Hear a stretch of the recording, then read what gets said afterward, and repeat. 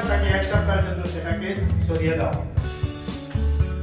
এই এক সপ্তাহ এমন হতে পারে প্রত্যেকের জীবনের এটা একটা টার্নিং পয়েন্ট হয়ে যেতে পারে।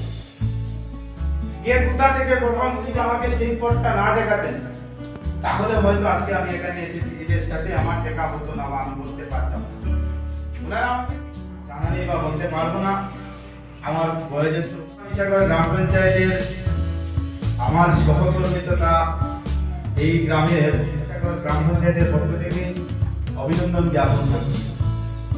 আজকের এই যে অনুষ্ঠান, এই যে প্রশিক্ষণ শিবির, এই প্রশিক্ষণ শিবির নিয়ে কিছুক্ষণ পূর্বে আপনাদের সামনে আমার এখানে উপস্থিত সত্য দিদি অত্যন্ত সুন্দরভাবে পুঙ্খানুপুঙ্খভাবে আপনাদের কাছে কিছু তথ্য তুলে ধরে তারা কিভাবে প্রত্যেকটা গ্রামে গ্রামে গিয়ে প্রশিক্ষণের মাধ্যমে মা বোনদের সেলাই কাজটা শিখিয়ে আসছেন এবং অল্প দিনের মাধ্যমে কিভাবে একটা গ্রামের একটা দুস্থ পরিবার থেকে বিলো প্রপার্টিতে যারা বসবাস করে, বিশেষ করে তাদের এই পরিবার থেকে উঠিয়ে আনার জন্য, যেটা আমাদের দেশের প্রধানমন্ত্রী বলেছিলেন যে ভারতবর্ষকে সামনের দিকে অগ্রসর করতে হলে এই দেশের প্রত্যেক মা বোনদের